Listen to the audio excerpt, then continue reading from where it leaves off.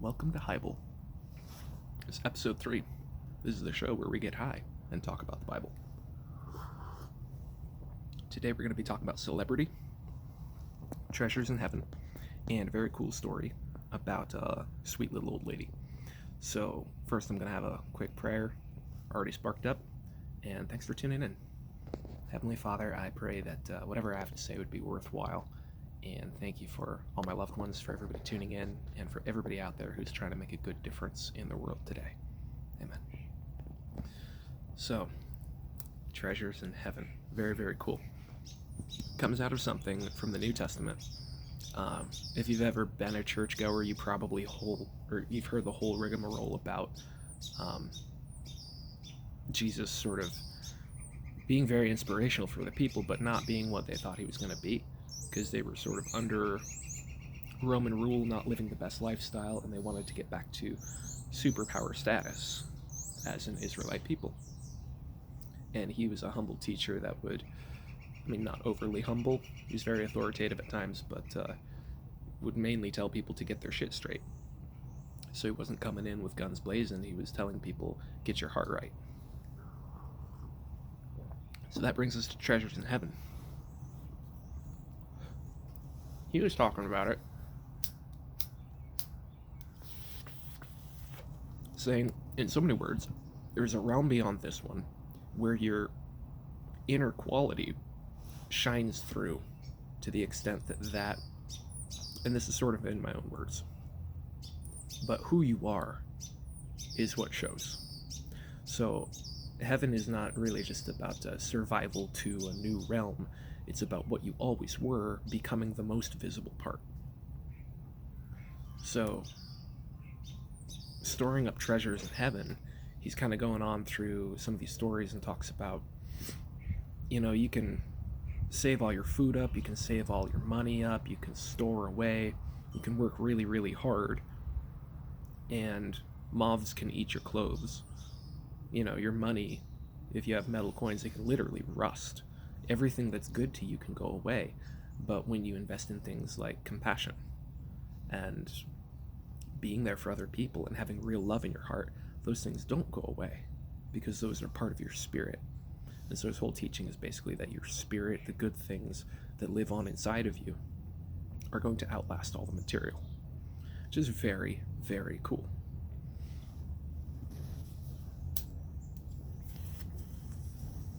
So I want to hop over to a story of a little old lady. If you know the story from the New Testament, it's the lady who gives the last penny. So, story goes, Jesus is hanging out with his disciples, shooting the shit, and they're nearby a temple where people will go and they'll, basically, if they feel guilt about committing some sort of sin or what you would call an unhelpful act toward their neighbor, accidentally run over their dog or something, then you go and you make amends, and they kind of have a sort of ritual just to say that everything's better again. But people would also bring their offerings, and it was commonplace for people just to kind of bring and chip in money or chip in food or whatever they could in case there was stuff that was in their heart that they didn't realize about. It was kind of ambiguous after a while, a little bit businessy. The spiritual end of it had kind of fallen out by the time Jesus and his disciples are sitting there watching.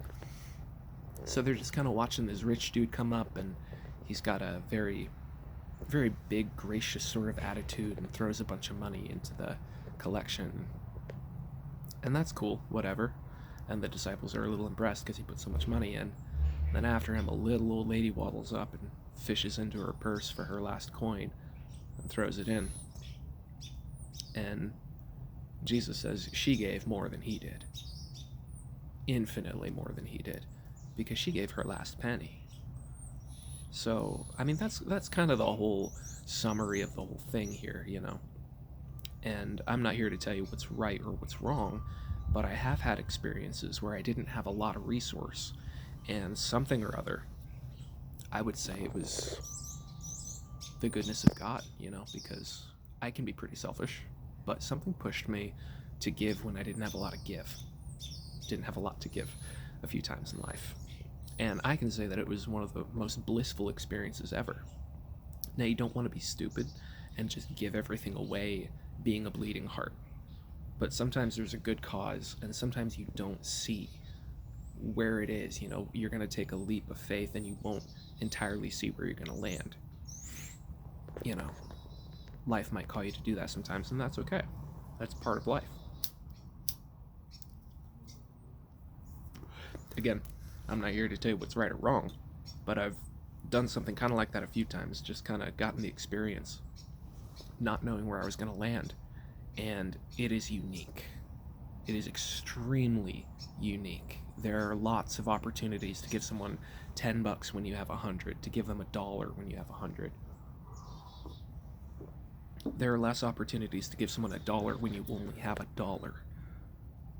And on a related note, if you're into the metaphysical teaching of clearing space in your life, which I completely agree with, actually. I love the Bible, but I see wisdom everywhere. If you clear space in your life, that's what makes room for more. It's so simple. We resist it so hard, but it's so simple. Christians put it this way: God can't put something in your hands if they're already full. So, again, I'm not advocating the bleeding heart mentality. I am saying, though, sometimes I've done it. I've seen other people do it. I know it can be a pattern among humans. We do what raccoons do in raccoon traps. If you ever want to trap a raccoon, you dig a little spot out of a log, drop a coin in there, and put a couple nails in sideways. He'll reach in, grab the coin, and he's too greedy to let the coin go, so the nails make the space too small. So he's caught in there. We will do that with our last penny, and it's so stupid. I've done that a lot. Not necessarily a penny, but maybe it's this emotional investment over here, or this project, or this thing I thought about myself. So, let it go.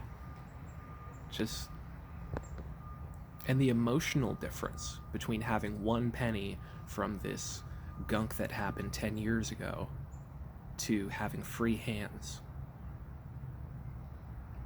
the difference it makes on us is as big as the difference that Jesus was saying about that old lady. Like, she gave more because she gave her last penny. Really, really threw herself to the winds and just trusted God to catch her. So that's very cool, and I would advocate giving that a try sometime if and when it feels right. Because that's the thing, like, no morality is temporary. Goodness is forever. But the way we reach goodness depends on the situation that we're in, what we might be needing to learn, all that kind of stuff. So it's kind of like, kind of like Peter and Paul. Like, they both loved the message of the gospel, but they went about it in different ways, and they constantly disagreed with each other because they were talking to different people about it. That's fine. Give your penny. Give your last penny. I don't care. But what I am here to say is that it gives you a unique spot to feel something in your spirit change. And it also opens up the alchemical process of change in your life. So when you give something away, they say that's the way to reach Tao. Give something away every day. Find your wisdom, find your peace, do it. And this all, just to round it back, connects to celebrity in heaven, or treasures in heaven, either way.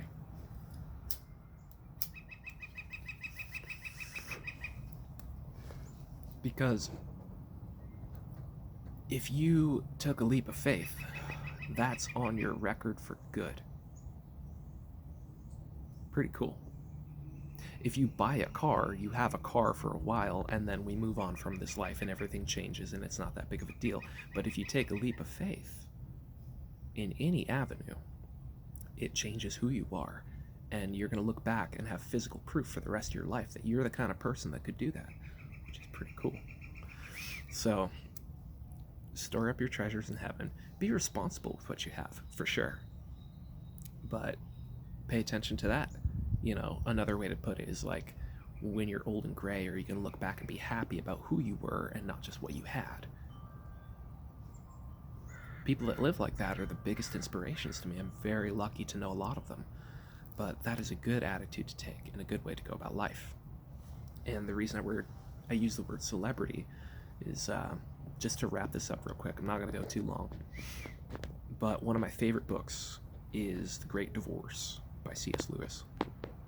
And he has a dream about heaven, which he says, this is not dogma, this is just a way of understanding things through a dream. And the people there are, walking over the plains of heaven. They're all just kind of like chilling out, catching up with old friends and whatnot. And they make a point to say that hell is a state of mind. And you can tell who's in hell because they're all there on the plains, but the people who are trapped in the hell of their own mind keep trying to run away from everyone. And they keep trying to deceive people and tell lies, but it's a realm where everybody knows what's going on, so it's just kind of moot and silly. It's pointless.